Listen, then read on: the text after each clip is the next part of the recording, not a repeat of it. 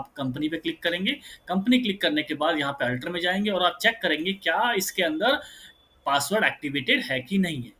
Okay friends, अगर password activated है तो उसके बाद फिर आप देखेंगे यहाँ पे आपको मिलेगा user and password and user roles.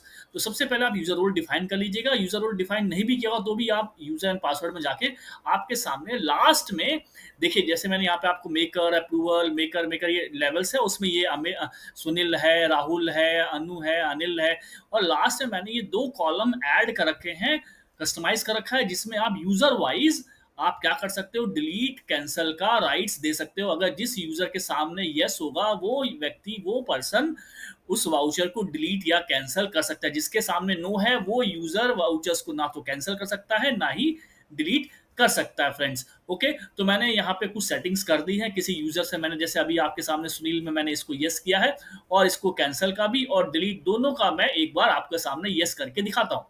इसको मैंने इसको येस किया और येस करने के बाद अब आप क्या करेंगे, इस स्क्रीन को, इस विंडो को आप कंट्रोल ए प्रेस करके या एंटर एंटर करके आप इस स्क्रीन को एक्सेप्ट कर देंगे। तो इससे क्या होगा कि ये फंक्शन आप पर्टिकुलर सुनील यूजर के लिए सेव हो जाएगा। ओके फ्रेंड्स, तो मैंने यहाँ पे दोनों सुनील को मैंने डिलीट का भी और कैंसल का भी राइट्स दे दिया, और अदर यूजर में सिर्फ कुछ सेलेक्टेड यूजर को ही मैंने इसे यहाँ भी मैं अलाउ कर देता हूँ।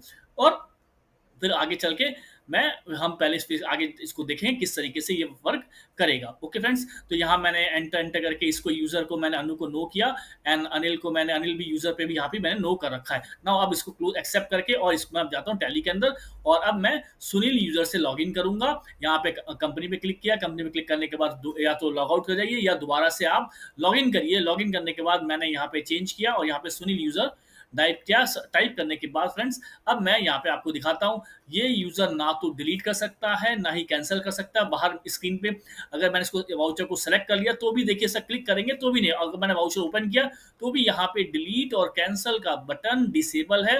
ये यूजर इसको ना तो कैंसिल कर सकता है अनु, और ना ही इसको ये डिलीट कर सकता है। अगर मैंने किसी यूजर को अलाउ किया है, वो यूजर इसको डिलीट कर सकता है फ्रेंड्स। तो अब मैं दोबारा जाता हूं और सुनील यूजर से लॉगिन करता, अभी अनु से लॉगिन किया हुआ था, अब मैं सुनील से लॉगिन किया। आपके सामने मैंने आपको दिखाया था कि सुनील वाउचर को डिलीट कर सकता है।